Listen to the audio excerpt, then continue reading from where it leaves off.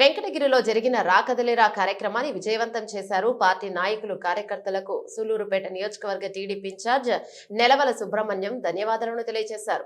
నాయుడుపేట పట్టణంలోని ఆయన నివాసంలో పార్టీ నాయకులతో కలిసి చంద్రబాబు నాయుడు రా కదలిరా కార్యక్రమాన్ని విజయవంతం చేశారు. మీడియా సమావేశం నిర్వహించారు. ఈ సందర్భంగా నెలవల సుబ్రహ్మణ్యం మాట్లాడుతూ ముఖ్యమంత్రి జగన్మోహన్ రెడ్డి రాష్ట్రంలోని దళితుల పట్ల ముసలి కన్నీరు కారుస్తున్నారన్నారు.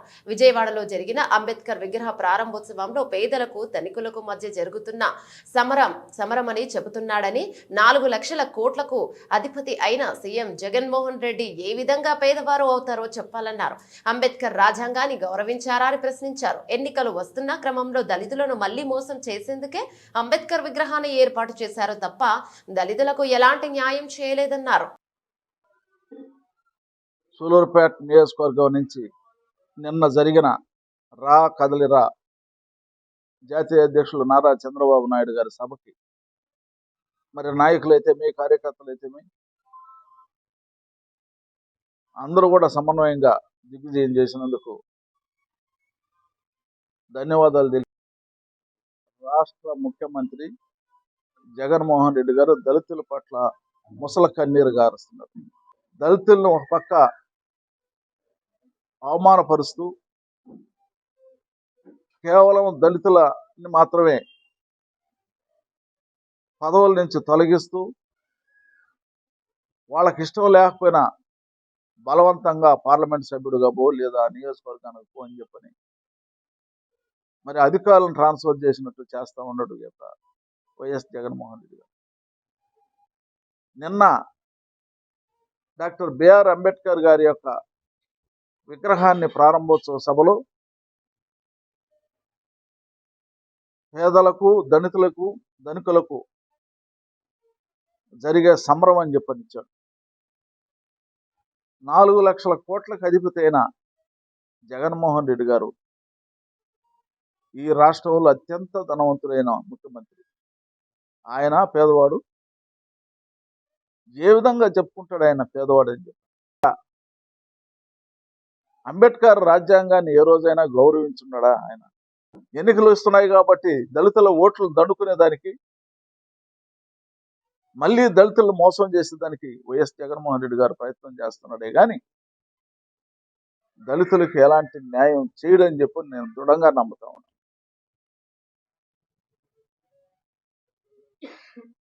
నువ్వు అంబేద్కర్ గారి స్టాచ్యూ పెట్టినంత మాత్రాన్ని నీకు దళితులు ఫేవర్ అవుతారని అది కల్లా కూడా ఊహించకూడదు. ఏ ఒక్క దళితుడు నన్ను నువ్వు ఆదరించి పక్కన పెట్టుకున్న దాఖలాలు ఏమన్నా ఉన్నాయా అని చెప్పి నేను ప్రశ్నిస్తా ఉన్నాను. ఏ విధంగా నీకు అంబేద్కర్ విగ్రహాన్ని ఆవిష్కరించేదానికి హక్కు ఉంది అసలు అని చెప్పి ముసలి కన్నీరు కారిస్తే ఈ రాష్ట్ర ప్రజలు మళ్ళీ ఈ రాష్ట్రంలో ఉన్న దళితులు మళ్ళీ మోసపోయేదానికి సిద్ధంగా లేరని చెప్పని కూడా నేను తెలియజేస్తున్నాను. అంతకు మునుపు ఎప్పుడు నీకు ఆలోచన కూడా రాలేదని చెప్పని కూడా తెలియజేస్తున్నా. ఈ రాష్ట్రంలో ఉన్న సవర్ణ హిందువులు కానీ మరి ఇతర కులాలు కూడా ఏమనుకున్నా సరే నేను దళిత నాయకుడైన అంబేద్కర్ గారి విగ్రహం పెట్టాలని చెప్పిన ఒక దృఢ సంకల్పం నిర్ణయం తీసుకున్న వ్యక్తి ఏకైక ముఖ్యమంత్రి ఒక నారా చంద్రబాబు నాయుడు గారి ఆ రోజు అని చెప్పిన తెలుగుదేశం పార్టీ జాతీయ అధ్యక్షులు నారా చంద్రబాబు నాయుడు గారు రా కదలిరా శంఖారావానికి వెంకటగిరిలో జరిగినటువంటి బహిరంగ సభకి భారీ ఎత్తున ప్రజలు, తెలుగుదేశం పార్టీ అభిమానులు, కార్యకర్తలు హాజరై సభను విజయవంతం చేసిన దానికి తిరుపతి పార్లమెంట్ నియోజకవర్గం ప్రజలందరికీ శుభాభినందనలు, ధన్యవాదాలు తెలియజేస్తాను. నిన్నటి రోజున అక్కడ వెంకటగిరిలో పరిస్థితి చూస్తే నిజంగా కూడా అసలు కనీ విని ఎరిగినటువంటి జనం మండు టెండర్ని లెక్క చేయకుండా ఉదయం 10 గంటల నుంచి మధ్యాహ్నం 2:30 దాకా